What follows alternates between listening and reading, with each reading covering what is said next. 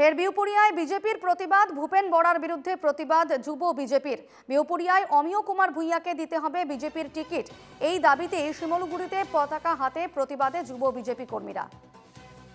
ফের বিউপুরিয়ায় বিজেপির প্রতিবাদ, ভূপেন বরাকে টিকিট দেওয়ার কারণে বিউপুরিয়ায় বিজেপির এর আগেও একাধিক প্রতিবাদ আমরা দেখেছি।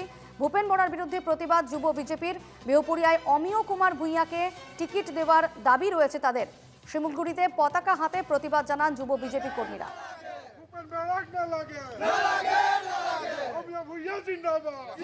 আজি সকলো ৰাইজে বিচাৰিছে যে অমিয় ভূঞাই দলীয় টিকেটটো পায় বুলি সকলোৱে অনুৰোধ জনাইছে আৰু চৰকাৰে আমাৰ পৰা অনুৰোধ জনাইছে যে দলীয় টিকেটটি অমিয় ভূঞাই চাই যাতে পায় আৰু তেখেতে বহুতখিনি কষ্ট কৰি থৈ গৈছে। সেই কষ্টৰ ক্ষেত্ৰখিনি অমিয় ভূঞাই চাই পাব আৰু আমাৰ ৰাইজে সকলোৱে আঁকোৱালি ল'ব।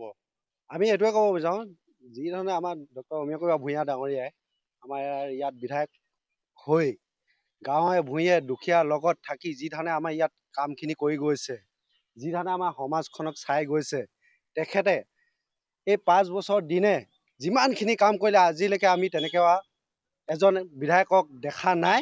সেয়েহে আমি আকৌ এবাৰ তেখেতক আমাৰ এই বিপিআৰ সমষ্টিত টিকেট প্ৰাপ্তি কৰাই আমাক যে সেইজনকেই বিধায়ক হিচাপে দিয়ে তাৰে আশা ৰাখিছোঁ। আমাৰ মুখ্যমন্ত্ৰী ডাঙৰীয়ালৈ আমি অনুৰোধ জনাইছোঁ।